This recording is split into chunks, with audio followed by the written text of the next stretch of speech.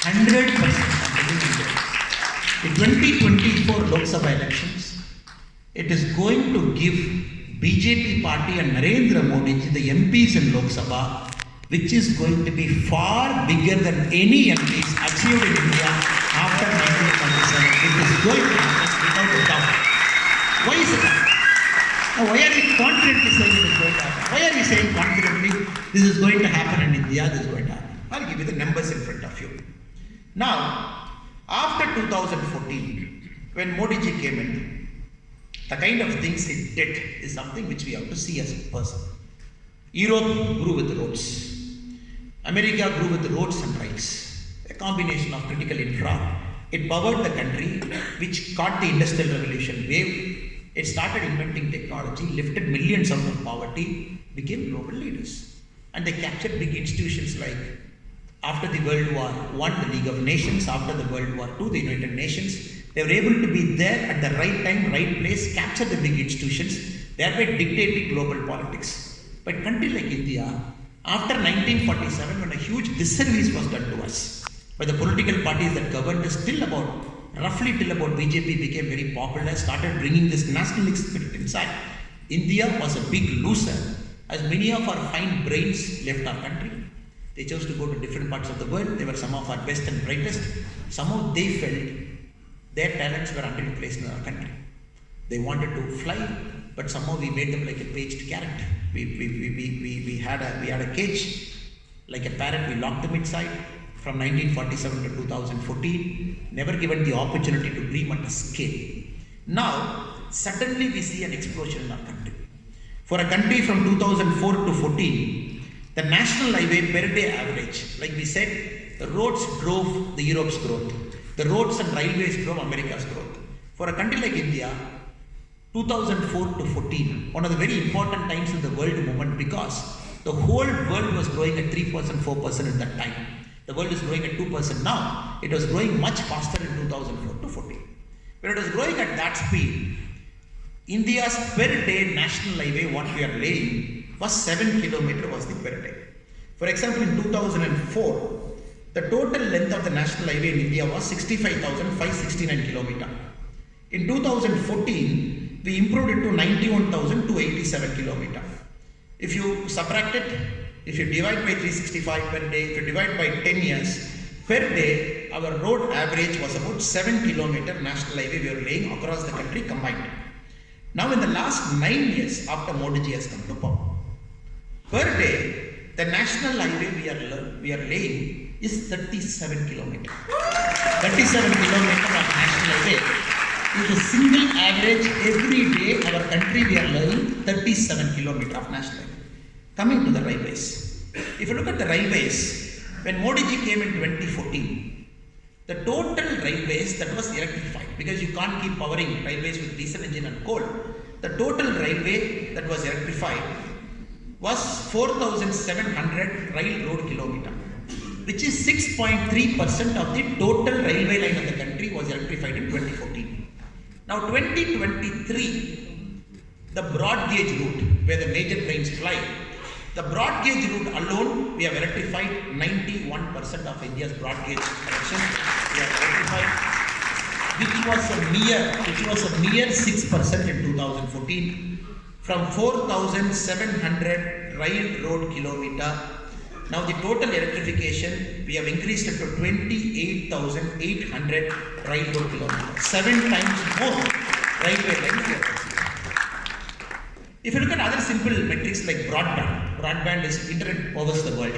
None of you here sit without internet because your life depends on internet, on the transfer of data.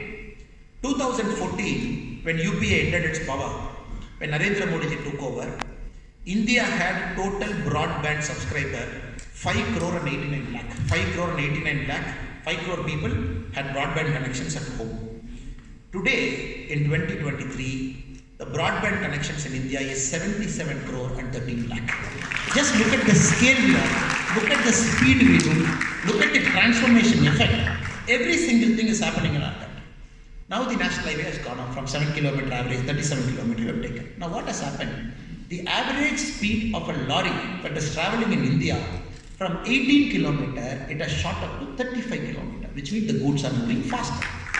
The goods are crossing the interstate borders faster, whereby it is contributing directly to GDP, because we all know logistics is 13% of India's GDP. Now broadband coming in from 5 crore in 2014, jumping up to 77 crore. Everything is laying a huge pipeline for digital transaction. As we said, 105 billion digital transactions India has achieved in the last year, around 2020 to 2023. 40% of the world's digital transaction has happened in India. Now again, if you keep looking at the other metrics where our country is progressing. Now, India is a country with 142 crore people. 142 crore, we have just become the most populous nation in the world. We have overtaken China. It means India has to be the global capital of human resource 10 years from now. You can't remain a mute spectator from the world's growth by not empowering your educated people. Now, the number of IITs in 2014 is 16. The number of IITs in 2023 is 23. The number of IITs in 2014 was 9. The number of IITs in 2023 is 25. The number of IIMs in 2014 is 13. The number of IIMs in 2023 is 21. The number of All India Institute of Medical Science 2014 was 8. The number of All India Institute of Medical Science at the end of 2023 is 23. The number of universities at the end of 2014 was 723. The number of universities at the end of 2023 is 1113. If you look at all these numbers, with the extra amount of colleges, the extra amount of transformation that is happening, India is all set to become the global capital of human manpower 10 years from now. The best quality engineers, the best quality scientists, the best quality of next generation top minds is going to come from Indian universities, because the universities are at play here, and that is why India has got into the National Index Ranking Framework, NIRF, possibly the first country in the world, which is rating every single college in the world by a single framework. Anybody who wants to enter a college from Kashmir till Tamil Nadu, he just has to go Google, type the college's name, see what is the NIRF ranking. That is, the government of India is giving a rank to every single college in the country. Thereby we are challenging the colleges at the back end to come up. Thereby we are challenging the countries at the top end to remain at the top. If you see the number of patent, countries like UK are great because of the kind of brainy people it has got within the country. If you look at India, 2014 to 2021, in a matter of 7 years, the data I have is for 7 years, the number of patents that is filed in India has seen a jump of 572%, is the growth rate of patents. In 7 years, India has jumped 572%. So overall, the picture is very clear. The critical infra is happening. Roads are being laid. Ports, Gati Shakti, at a huge space, we are building roads. Not only that, if you look at the number of airports, after independence from 1947 till about 2014, for almost 67 years, the number of airports built in our country is 74. Now hold your breath.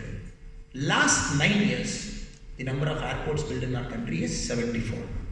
So 67 years we built 74, 9 years we built 74. So India is having 148 airports. The other day a friend was joking with me, what is this? Air India, 6 months back they said we are ordering 470 planes. The whole world said, oh, the single biggest order in aviation history. United Airlines never placed an order for 470 at one shot. British Airways never placed an order for 470. Air India has placed order for 470. All of us felt proud, we were very happy. Oh, 470 planes, single order. Indigo, day before yesterday, they said, what is Air India? I am placing 500 planes at one shot. 500 planes going to Air, one shot.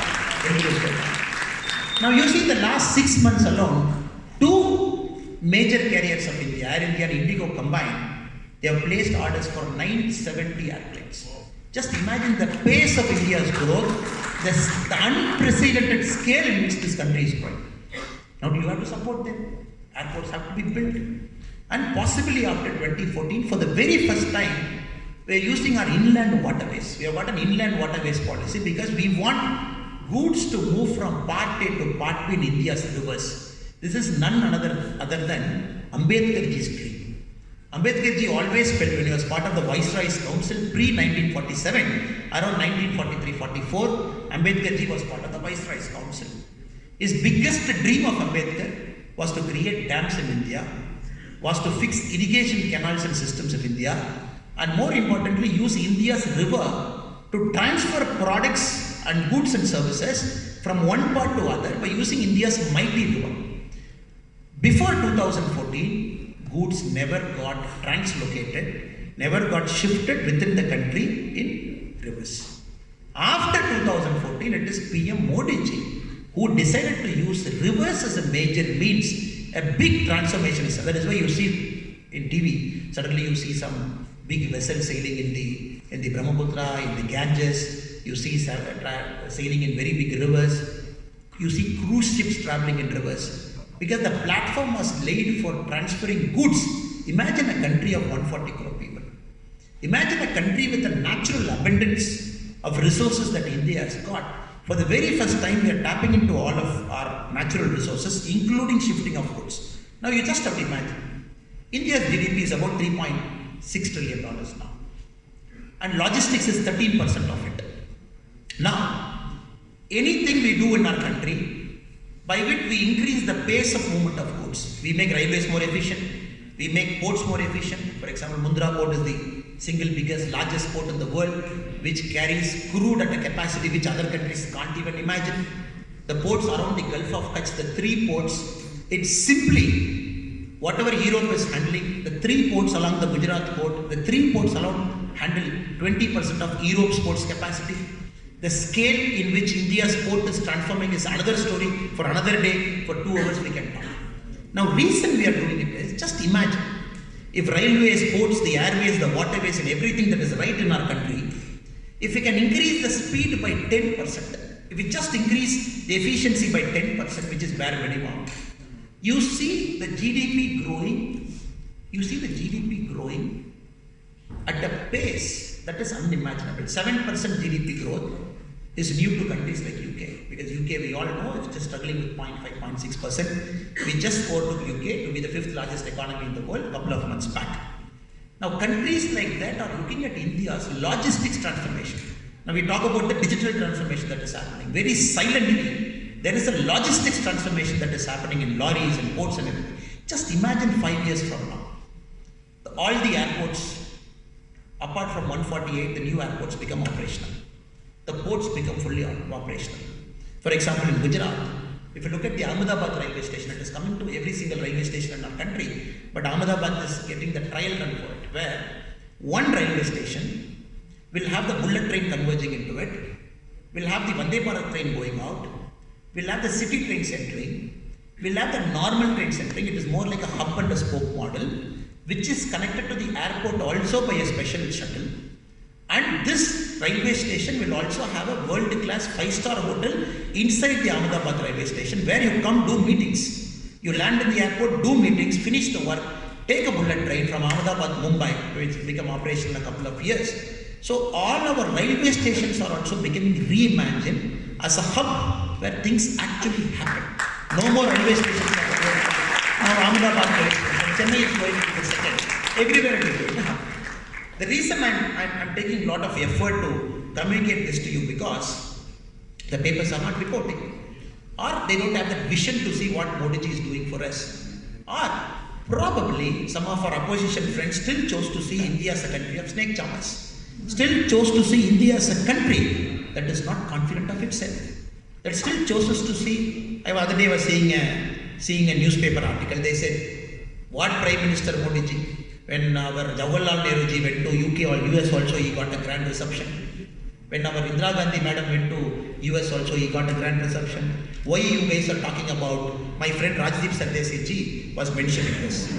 For certain bucks, he mentioned this, for certain bucks of Modi, who think India's history is starting from 2014, Rajdeep used this word. He said, look, when Jawaharlal Nehru went also, the president took him in a car, they all drove, it was all goody-goody. Yes, I will tell Rajdeep ji, yes.